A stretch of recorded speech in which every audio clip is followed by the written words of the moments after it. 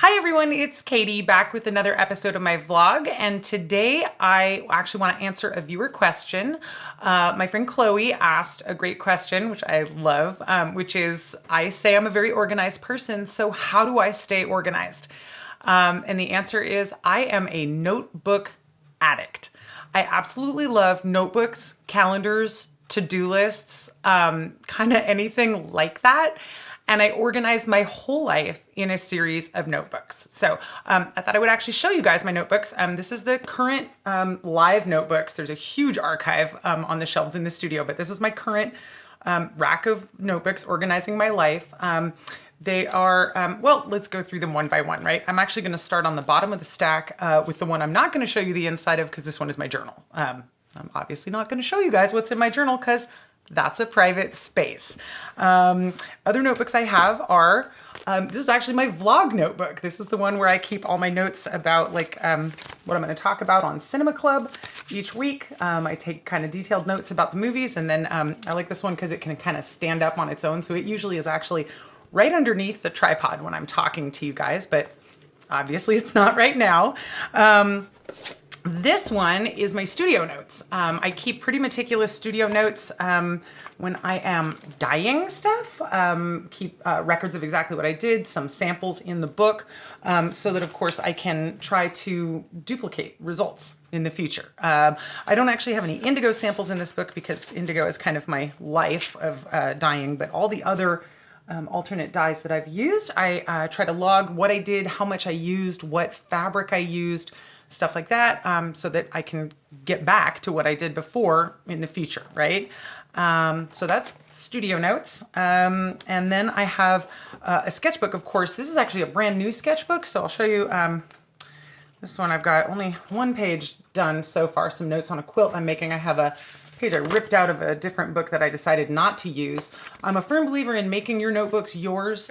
Glue something in that goes a weird direction and folds out, or tear pages out if you need to, or, you know, I'm not one of these people that gets hung up on the idea of like messing up a notebook.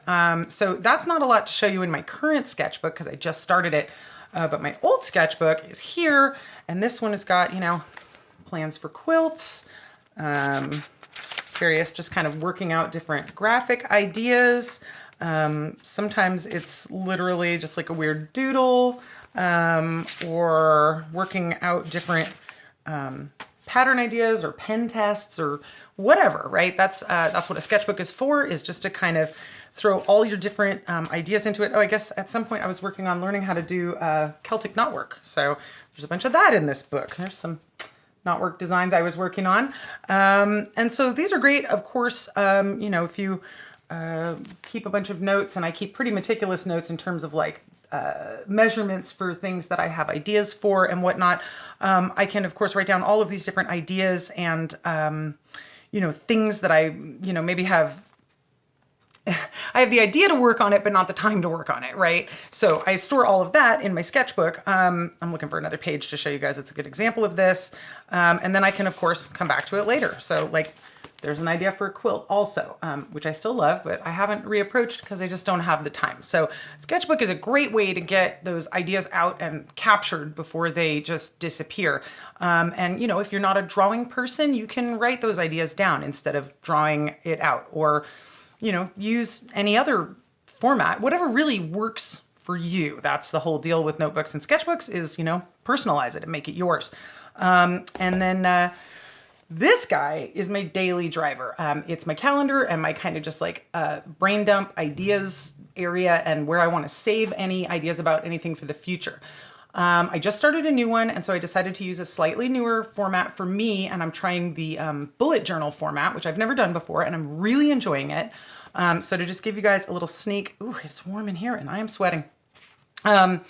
Bullet journals always start with an index, so you can stay organized and figure out where things are in the book, because you just fill the book up in order, and you don't necessarily keep certain sections for certain things, if that makes sense. I don't think it made sense, but there's a ton of information about bullet journaling online, and you guys can look it up. I'm skipping a few things. There's a Cinema Club watch list, the movies we want to watch coming up, written down, and I did leave a blank page there so I could fill that one up with ideas for movies to watch also. couple of other to-do lists and things. I'm going to skip to the heart of the matter. Each month, I draw a new calendar spread. And I detail what I need to do on specific days. I don't fill up a lot of days in my calendar because where we're at right now, you can't really plan that far into the future. So this is actually working out really well for me. I did put some little tape flags over some things that were personal that I didn't, want to share on YouTube. But you can see it's a June format calendar. There's a to-do list of stuff I want to get done this month. And I have my habit tracker on the side here where there's 6 things I try to do every day. And I don't get them done every day. You can see by my habit tracker, there's little white spaces where I've missed things. But they are exercise, write in my journal, work on sewing, work on shibori, work on knitting, and work on photography. So it's a lot. And I really just give myself an X for it if I even do a little bit of stuff in each of those categories.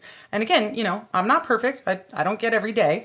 But it's cool to kind of like see it, laid out like that. And then I got some more to-do lists, things to do in Portland. If you could ever go do things in Portland again, yikes. And there's my Couch to 5K sticker chart that I made for myself to keep myself motivated about doing my Couch to 5K program. And then this is kind of the real meat of this notebook, which is the daily pages. So each day, actually the day before each day, I go through and I make a list for that day down one side of the things I want to get accomplished that day. And then on the other side of the page, I put notes or ideas or just kind of brain dump, whatever. You can see I wrote down the movies that we watched on the notes side of everything. And then I X things out if I get them done. Whoops, sorry. X's for things that are done, arrows for things that have to get moved. So you can see if you look at today's, I've already done the first 4 things on my list. And the next thing on my list is to do this vlog post. So I get to cross this off with an X after I've done my vlog post.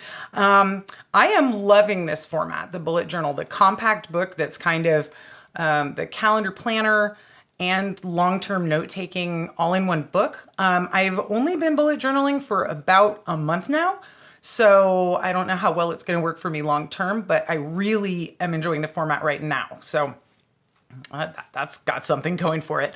And then of course, with all of this pen and paper stuff, I also mix in digital tools. I have a calendar. I actually am switching over from a Google Calendar to an Apple iCalendar right now, just to tweak some things. But they both have basically the same functionality, and you can have, on your desktop or on your devices, a linked up digital calendar. You can create repeating events. So, if you've got something you do every month or every week or whatever, I just put reminders on that calendar. It's also great, of course, because you can share digital calendars with other people really easily. And so you can, set certain calendars to where Sean and I can both see the same calendar so he can be reminded about his PT appointments or OT appointments or whatever it is we need to do. I also make a lot of use of the voice-activated digital assistant in my phone. I'm not going to say her name right now because I don't want to wake her up in the middle of recording. But I do a lot of, oh, hey, remind me to do this thing at this time on this day. And then that just sets an automatic reminder and it'll come back and remind me later so I don't have to think about it. That's the whole key thing for me about writing it down in a notebook or putting it on a digital calendar or some kind of reminder system, is then I'm free to just forget about it because I have a system in place that is going to remind me of the things I need to do. So I don't have to carry around this like mile-long to-do list in my head just constantly weighing me down.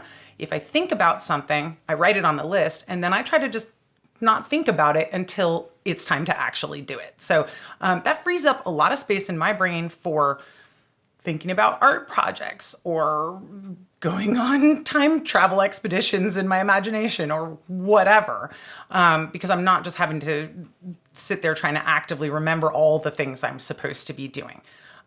So I think that's my whole system. It's always changing. I'm always shifting it and tweaking it just a little bit. I also do use tiny Post-it notes. I stick them everywhere to remind me to do different things. They're not quite in a color-coded system yet, but they might be soon. But yeah, my whole system is about writing it down either on a piece of paper or a digital reminder so that I don't have to remember it myself and use up all my brain power on the to-do list. This system works really well if you're the type of person who gets satisfaction out of making lists and crossing things off of lists or organizing yourself in that way. Obviously, if you're not that type, if you're not like, oh, I love, stationery and nice pens and all this, that type of thing isn't going to work for you. But maybe, maybe if you're a more tech type, go for the more digital tools. And if you're a more, old-fashioned paper stationery, go for those sorts of tools. But again, what you want to do is just find a system that works for you. There's 1,000 different systems out there and recommendations for how to organize yourself. But really the key thing is just to figure out what works for you and to keep doing it, obviously. No system will work if you're not actually doing it. So that's my system. That's how I stay organized. What about you guys? Do you consider yourselves organized? What type of stuff do you use? Are any of you bullet journalers? I'm literally just falling into this world and discovered the subreddits about it and all of these other message boards online, and there's a whole world of bullet journaling out there. And I'm fascinated by the ways that people organize their lives because it's kind of a peek into how people organize their brains, right? All right, that's it for now. I'm going to be back in a few more days with another episode of my vlog. Until then, I hope all of you take care, stay safe, and I will see you next time.